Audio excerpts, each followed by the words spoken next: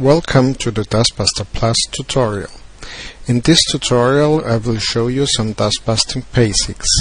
First, we are going to play through our scene. What we can see is that we have a lot of small, medium, up to medium large dust spots. So probably this was too quick, so I will step through the scene.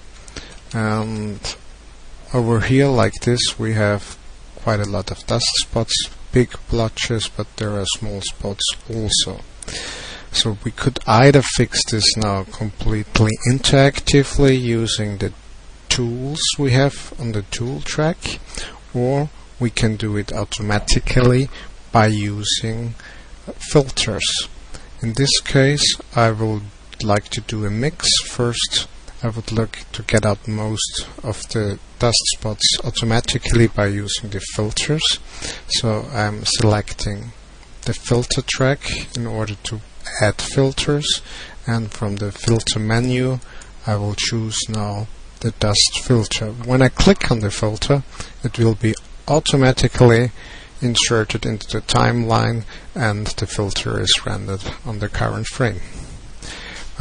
As we can see, now the dust spots have gone already.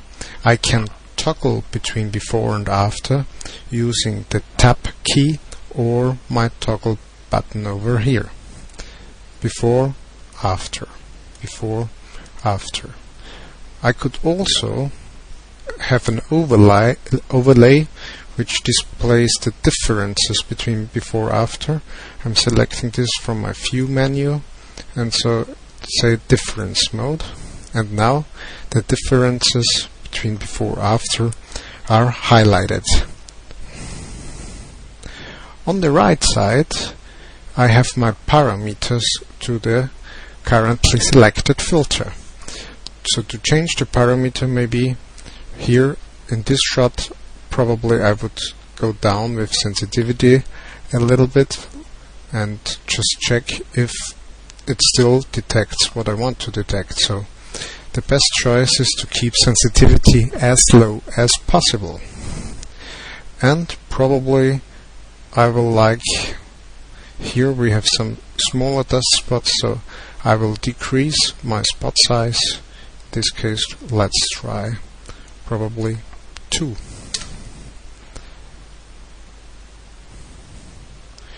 And it will be re-rendered.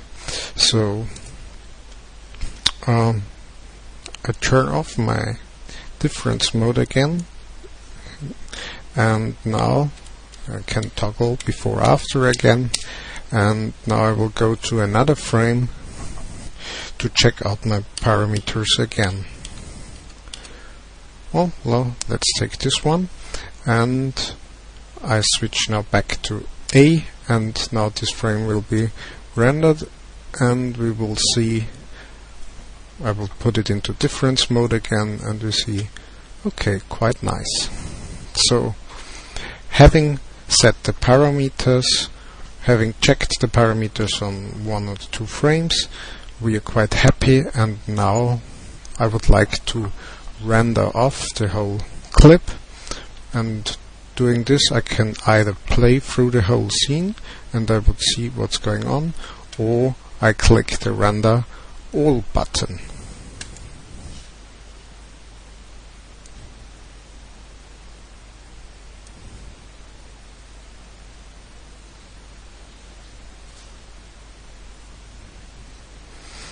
Okay, once rendering has finished, we can go through the scene again, and in difference mode it will highlight the areas where it did detect something and did repair something. So looking now at the first frame, so the frames in the cut are almost more difficult for the algorithm, so the chance to get an artifact on the cuts is much higher than in the middle of the scene. So we check the first and last frame of a cut especially. And what we see here, probably over here and over here, this might be something which should not be. So we tap this and see, okay, it was not the dust. It looked like the dust, but it wasn't. but don't worry, we have a tool to undo this very quickly. So I am going to the tool track now, and I'm selecting from my tool menu the history brush, and default for the history brush is the source sequence, so it's like kind of a painting it back to the original. So when I paint over here and here, okay, I would paint back the original, and let's go through the rest quickly through the rest of the images. Actually, they look pretty good. Maybe here is one, but I can fix this very quickly.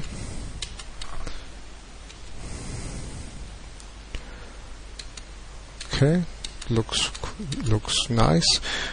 Over here we see that I can zoom in a little bit, that something was missing. So this is hard on the edge, so probably when we look at the frame before after, it was moving quite a lot also. So in this case the automatic dust filter did not fix it, so we have several ways to fix this manually now. The most easiest way is I choose my interactive dust tool and just draw a square around it, and it will fix that then automatically for me. So you can do this for any leftover dust spots. Just use this tool and draw a region around it. If dust will not pick it up for some reason, because probably it's a too low contrast issue, or if it's not a dust but another single frame defect, we have other tools in there like Interpolate and InPaint to fix that problem. So with these interactive tools you can fix a wide variety of issues.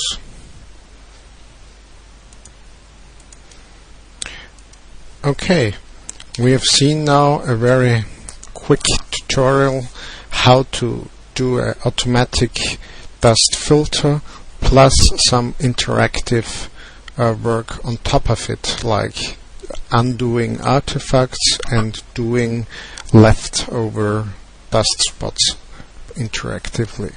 Thanks for your attention.